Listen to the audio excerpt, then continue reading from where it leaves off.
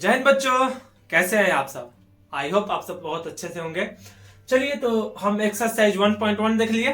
Relation में हमने देख लिए, रिलेशन का मैथ का दादा परदादा नाना सबको चेक कर लिया। अब हम चेक करेंगे आपका फलन के बारे में, यानी फंक्शन पढ़ेंगे। ठीक, चैप्टर 1 का ही रिलेशन एंड फंक्शन। एक्सरसाइज 1.2 बनाने से पहले हमें फंक्शन के बारे में कुछ जानना जरूरी है, तभी हमसे एक्सरसाइज 1.2 बनेगा। अगर हम फलन के बारे में नहीं जानेंगे तो हमसे एक्सरसाइज 1.2 कभी नहीं बनेगा। तो फलन के बारे में अब जैसे फलन पर ध्यान देते हैं तो फलन का हमारे जो आता है टाइप आता है कि फलन कितने प्रकार के होते हैं। टाइप ऑफ फंक्शन, फंक्शन के टाइप क्या होते हैं, फंक्शन का प्रकार क्या होते हैं। फंक्शन के मुख्यतः 4 प्रकार होते हैं, जिसे हम कहते हैं into function, onto function, one one function, many one function. इसे हिंदी में हम बोलते हैं अंतःक्षेपी, आच्छादक, एकाएकी और अनेकाएक।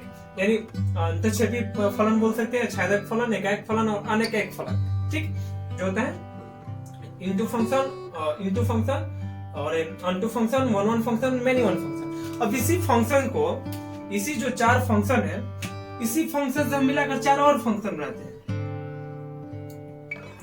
अदर 4 फंक्शन बनाते हैं। जो होता है हमारा पहला, वो किससे होता है, ये होता है one one into function, one one into function.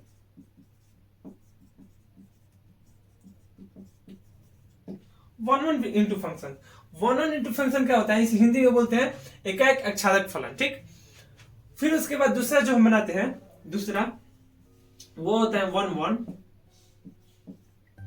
One unto function, one one unto function, जिसे हम हिंदी में बोलते हैं एकाएक आच्छादक फलन। ठीक, और उसके बाद इससे हम तीसरा जो बनाते हैं वो होता है many one unto function, into function. Many one into function होता है जो हमारा तीसरा होता है, वो क्या होता है मैनी वन इंटू फंक्शन। इसे हम बोलते हैं अनेक अंतःक्षेपी फलन, अनेक अंतःक्षेपी फलन। ठीक, फिर उसके बाद हमारे इसमें चौथा जो आता है वो आपका होता है मैनी वन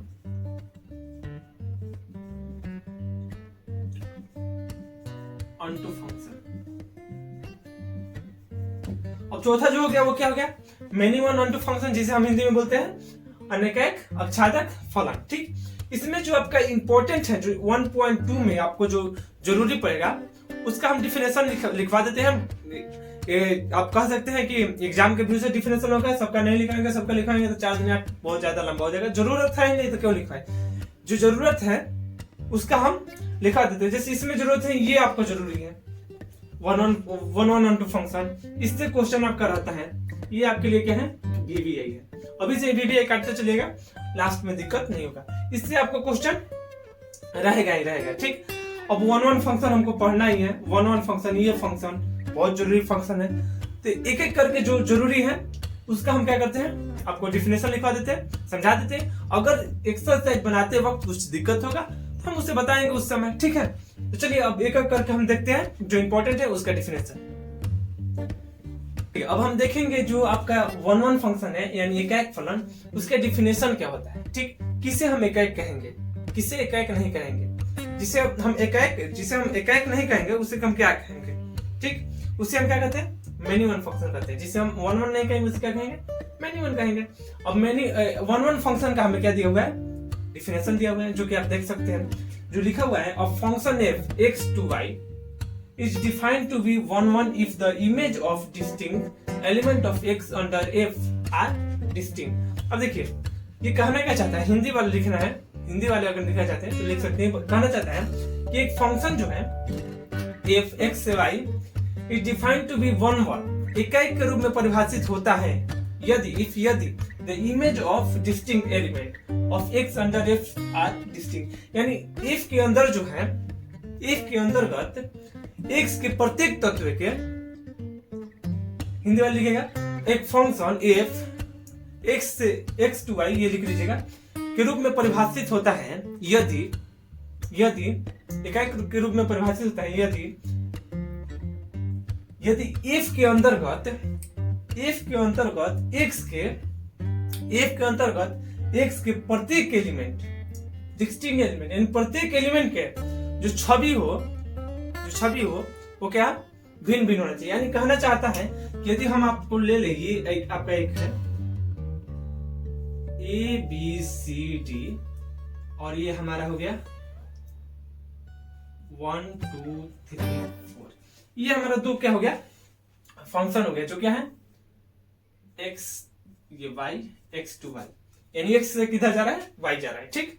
अब बोल रहे हैं कि x के अंतर्गत यानी x के जो अंतर्गत है f है, यानी ये जो फंक्शन है हमारा वो हो गया हमारा f। और डिस्टिंक्ट एलिमेंट 1 1 क्या रहेगा, जब इसका प्रत्येक कैसा भिन्न भिन्न, डिस्टिंक्ट एलिमेंट क्या हो गया भिन्न भिन्न प्रतिबिंब, जैसे इसका जो प्रतिबिंब है अलग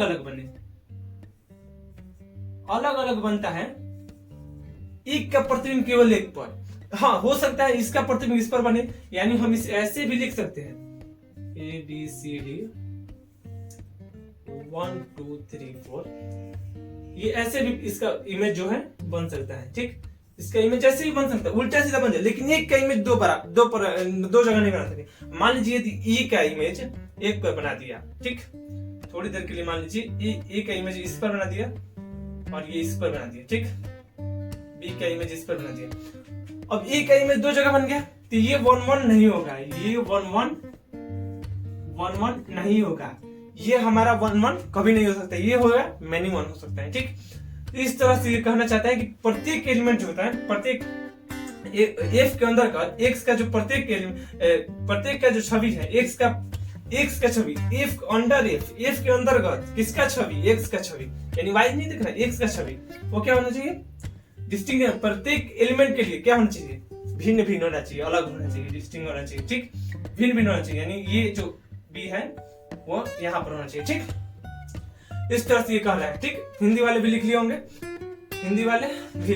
चलिए अब देखते हैं हम इससे मतलब कहना क्या चाहते हैं, यानी fx1 कहीं पर हो, fx1 तो हमारा जो होना चाहिए fx2 के बराबर होना चाहिए, यानी y जो होना चाहिए fx1, यानी इसका प्रतिबिंब एक पर तो और कहीं नहीं बनना चाहिए, इसका प्रतिबिंब b वाला दो पर तो और कहीं भी नहीं बनना चाहिए। इसका कहने का मतलब है अर्थात fx1 जो हमारा होना चाहिए वो fx2। अब एक का x कहीं पर छेद करना होगा तो हम fx1 fx2 अगर इक्वल करा देंगे तो हमारा क्या हो जाएगा एक हो जाएगा, ऐसे करके हम प्रूव कर सकते हैं, ठीक है। और यहाँ पर जो है जो x1 है और x2 ये दोनों किस में बिलोंग्स कर रहे हैं कैपिटल X, यानी ये वाला X में बिलोंग्स करेगा, ठीक है। इस तरह से हम बना सकते हैं, या फिर इधर से हम लिख सकते हैं x1 इक्वल टू x2 भी, इस तरह से हम x1 इक्वल टू x2 भी प्रूफ कर देंगे तो ये हमारा क्या हो जाएगा 1 1 फंक्शन हो जाएगा 1 1। अगर ऐसा नहीं होता है तो उसे हम उस फंक्शन क्या बोलेंगे मैनी 1 फंक्शन, ठीक है। तो ये अभी क्या हो गया हमारा 1 1 फंक्शन, उम्मीद है कि 1 1 फंक्शन समझे होंगे। चलिए अब अगला हम देखते हैं। चलिए आइए, किस्मत एकदम बिल्कुल साथ नहीं है, कब से यहाँ पर मैं पढ़ा रहा हूँ, पीछे से कैमरा बंद हो गया था, इतना सारा समझा दिया, फिर भी चलिए कोई नहीं, फिर से समझाते हैं। चलिए तो फिर से मैं समझा देता हूँ आपको अनटू फंक्शन, ठीक। वीडियो चूंकि बंद हो चुका था तो वो नई रिकॉर्डिंग हुआ, मैं बहुत बकरा लेखा बक दिया, लेकिन कोई बात नहीं। चलिए फिर से समझिए अनटू फंक्शन क्या बोल रहा है। देखिए इसका डिफिनेशन दिया हुआ है अनटू फंक्शन, उसका क्या दिया हुआ है डिफिनेशन यहाँ पर दिया हुआ है। बोल रहा है कि function f x to y is said to be onto if every element of y is the image of some element of x under f। यानी ये कहना चाह रहा है ये कह रहा है कि f के यानी एक फंक्शन जो है जो क्या है x से y जो फंक्शन है is said to be onto कहा जाएगा यदि if कंडीशन यदि every element of y का प्रत्येक एलिमेंट यानी जो y है इसका प्रत्येक element is the image of some element of x, यानी ये जो x है उसके कुछ एलिमेंट सम एलिमेंट का क्या हो इमेज हो किसमें y में अंडर f, यानी f के अंतर्गत। जैसे ये कहने का मतलब है कि यदि हमारा जो ये था क्या था, ये हमारा x था, ये हमारा y था और ये हमारा फंक्शन f के अंतर्गत चल रहा था x to y, ये हमारा था 1 2 3 4, इधर हमारा था a b c d, कुछ भी ले सकते हैं, उसमें कोई दो राय नहीं है।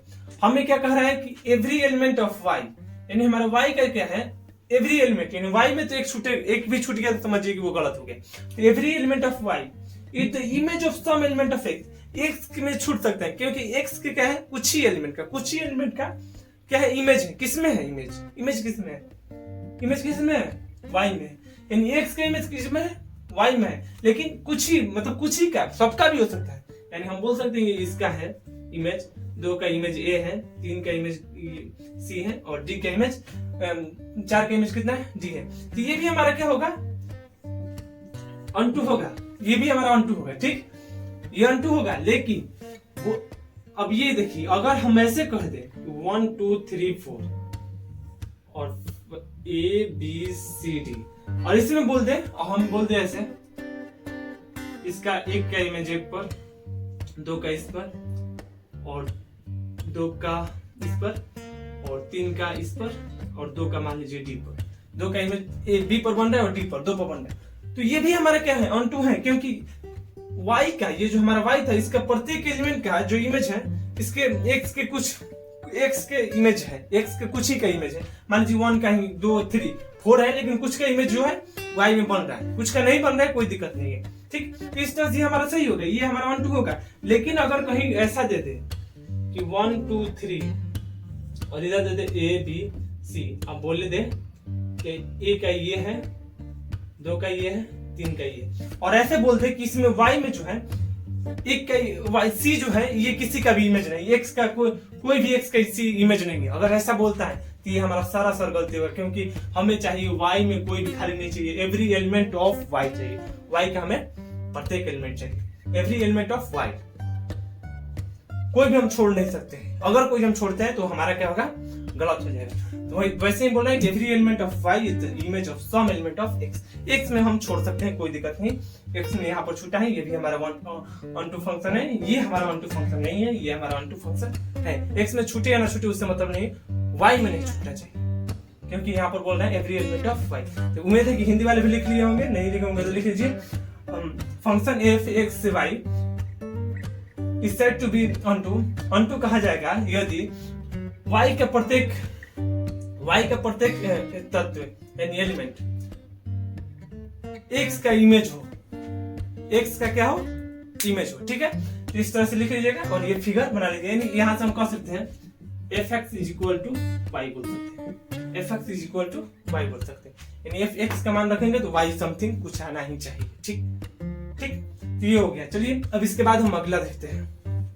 3 नंबर जो हमारा टॉपिक है, टॉपिक नंबर टाइप जो है हमारा 3 है, वो देखेंगे। तीसरा टाइप जो इंपॉर्टेंट है, हम केवल इंपॉर्टेंट देंगे, ये लास्ट है हमारा जो इंपॉर्टेंट के रूप में जो हमें पूछ सकते हैं। इसमें है 1 1 ऑन टू फंक्शन, एक आच्छादक फलन, 1 1 ऑन टू एक आच्छादक फलन। जैसे आप लिखा हुआ function f x y is said to be 1 1 onto function if f is both 1 1 and on 2। यानी f यदि यहाँ पर क्या हो, फंक्शन जो हमारा हो वो दोनों होना चाहिए, 1 1 भी होना चाहिए और ऑन टू भी होना चाहिए। अब हम बता दिए कि 1 1 क्या है। 1 1 मान लीजिए ये हमारा क्या है, x, ये हमारा है y, 1 2 3 4, y को भी पूरा कीजिए, a b c d d। अब 1 1 क्या होता है कि प्रत्येक का प्रतिबिंब अलग अलग बनना चाहिए, वो हमारा क्या होता है 1 1, ठीक। और ऑन टू क्या कहता है कि y का प्रत्येक प्रतिबिंब, every element of y, y का जो है y क्या होना चाहिए, x के कुछ के प्रतिबिंब पूरा y में होना चाहिए। तो x का सब का है, तो ये हमारा 1 1 ऑन टू हो गया, क्या है फंक्शन f के अंतर्गत। ये हमें 100% 1 1 ऑन टू है, इससे ज्यादा कुछ नहीं हो सकता है, क्योंकि देखिए दोनों फॉलो कर रहा है। एक तो पहले 1 1 का फॉलो किया कि प्रत्येक का प्रतिबिंब अलग अलग बन रहा है, ऑन टू का फॉलो किया कि y का प्रत्येक का प्रतिबिंब बन रहा है, किसमें, x में बन रहा है, अलग अलग भी बन रहा है और x में बन रहा है। तो इस तरह से हमारा 1 1 ऑन टू फंक्शन हो गया। हिंदी वाले भी लिख सकते हैं, ज्यादा कोई बड़ा बात तो लिखा नहीं है। f x y 1 1 on to कहाएगा यदि f क्या हो 1 1 तथा ऑन टू दोनों। यदि क्वेश्चन की बात करें तो मेरे पास कुछ क्वेश्चन है, 1-2 क्वेश्चन आप लिख लीजिए जो आपको काम करेगा, बनाइएगा कि इसमें क्या करना है हम बता देते हैं। इंपॉर्टेंट क्वेश्चन है, इस तरह का क्वेश्चन आता है। क्वेश्चन बोल रहा है कि क्या करना है, इसे fx 1 1 है कि नहीं पता करना है कि 1 1 है कि नहीं, केवल 1 1 कैसे पता करते हैं, वो यही पता करना है। क्वेश्चन हमारा है, पहला question fx is equal to 2x plus 3, ठीक। दूसरा क्वेश्चन है fx is equal to 3 minus 2x। तीसरा क्वेश्चन है हमारे पास fx is equal to 3x minus 1 बटा 5x प्लस 2। हम बताए थे कि fx1, अब देखिए एक क्वेश्चन हम, ये होमवर्क आपका हो गया और ये भी आपका होमवर्क हो गया। क्वेश्चन नंबर 1 हम बना देते हैं, ठीक। हम जैसे आपको बताए थे कि 1 के लिए क्या करना चाहिए, x1 is equal to x2 आ जाता है, तो ये हमारा क्या होता है 1 होगा, नहीं तो 1 नहीं होगा। तो देख लीजिए कैसे बनाते हैं। fx1 है, हम पहले fx1 निकालेंगे, x1 इक्वल टू x2 चाहिए, तो हम x की जगह पर क्या करेंगे 1 कर देंगे, 2x1 plus 3 fx2 2x2 plus 3 2x2, क्योंकि x यहाँ पर fx है, यहाँ पर x1 है तो x1, x2 है तो x2। अब देखिए हमारा क्या होता था, fx1 is equal to fx2, यदि ऐसा है तो x1 इक्वल टू x2 के बराबर होगा, तो हमारा क्या हो जाएगा 1 हो जाएगा। यानी हमारा कहना चाहता है कि fx1 is equal to fx2, चूंकि इफ बोल सकते हैं if fx1 is equal to fx2, तो हम निकालेंगे fx1 कितना है 2x1 प्लस 3 2x2 प्लस 3। तो देखिए यहाँ से 3 से 3 गया, इस साइड जाएगा माइनस हो जाएगा 2 से, अब हमारा जो बचा वो देखिए 2x1 is equal to 2x2, 2 से 2 खत्म, यानी x1 is equal to x2 आ गया। इतना यदि fx1 इक्वल टू इतना हो गया तो ये x1 इक्वल टू x2 हमारा आ गया, यानी ये क्या है 1 फंक्शन है। Clearly, fx is equal to 2x plus 3 is 1 function. उम्मीद है समझ में आया कैसे करना है। पहले fx रख लीजिए, fx2 रख लीजिए, फिर fx इक्वल टू fx1 रखने इक्वल टू fx2 करने पर यदि x1 इक्वल टू x2 के बराबर आ जाता है तो हमारा क्या रहता है 1 फंक्शन होगा, नहीं तो 1 फंक्शन नहीं होगा। ये दोनों आप बना कर लाइएगा, दोनों कमेंट में आंसर कर दीजिएगा कि 1 है कि नहीं है। चलिए इस तरह से हमारे एक्सरसाइज 1.2 का इंट्रोडक्शन खत्म हुआ। अब हम आगे से एक्सरसाइज बनाएंगे, ठीक है। Thank you.